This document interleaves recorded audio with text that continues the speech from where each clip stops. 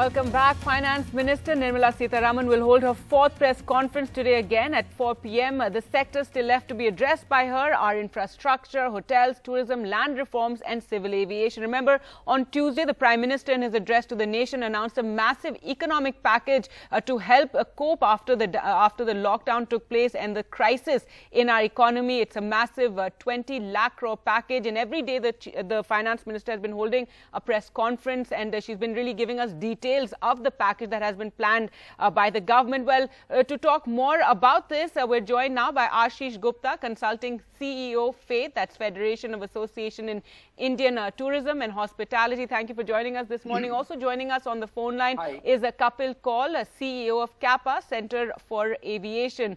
Now, I'd like to start with you, Mr. Gupta. Now, when we talk about the impact that this lockdown has had on various sectors of the economy, we say, it's been a terrible impact and this sector is reeling. But I think really one of the worst affected sectors has to be tourism and hotels as well as aviation. So what are you hoping for from the Finance Minister?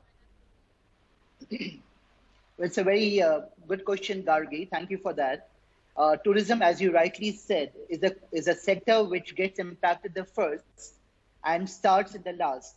And when we say tourism, you have the whole value chain of tourism. So you don't have just hotels.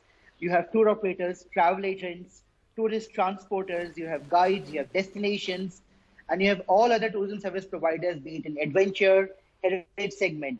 Now, all of these, or they could be in the regular meetings and convention segment, all of these are going to get impacted. And our estimate is that tourism roughly contributes around 10% of the Indian GDP from a direct and indirect perspective.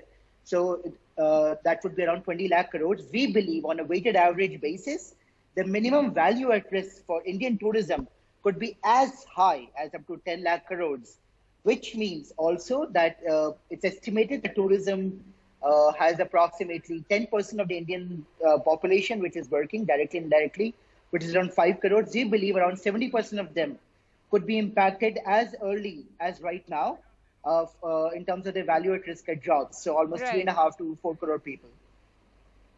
All right. And just to know, what are your estimates? You're obviously speaking to many in the industry. When do you think, post the lockdown, given that we're still awaiting the vaccine, when do you see tourism actually beginning to pick up? I know it's a difficult question, but really, what are the estimates? No, it's not a difficult question at all. It has to be looked at very scientifically, which is what we have requested the government to do. And I'll just lay it out for you. Tourism has primarily a couple of segments. Let's look at the key segment, which is inbound segment. The inbound segment, which is foreigners who come into India, around $28 billion plus. All of that, all our key source markets are heavily impacted. And that season is from October to March of each year. We do not see that season happening this year, which means that season will happen in October to March of 2021-22. So that segment is almost gone. Now the domestic segment, and people like you and me, we travel on holidays in summers, which is April to July, within the country and outside the country. So domestic segment is around 2.5. So that segment, this whole quarter is gone.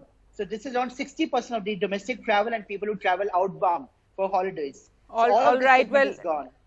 All right, so that is what you're estimating. Let's also go across to Mr. Kapil Kaul. And sir, as far as the aviation sector is concerned and as far as airlines are concerned, there are many dire predictions. What is your hope? Well, I think earlier the expectations were very high 2-3 weeks back, but they've got significantly tempered down. We're not expecting any significant announcement for aviation today. You may see some indirect announcements, indirect benefits, and possibly signal towards structural reforms.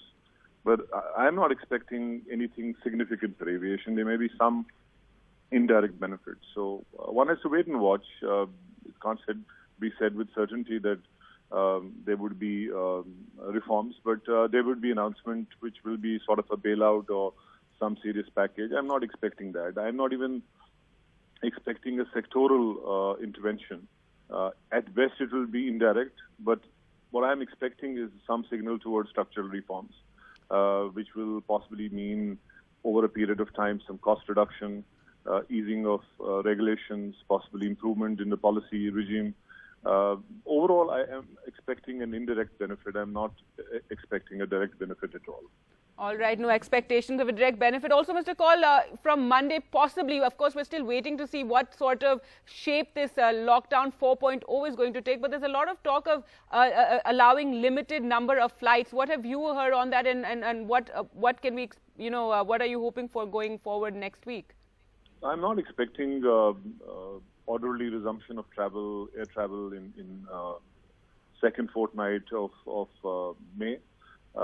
Because most of the metros are in lockdown condition. There are most of them are in containment zones. If you don't have metros opened up and these containment zones lifted, I can't see any orderly travel.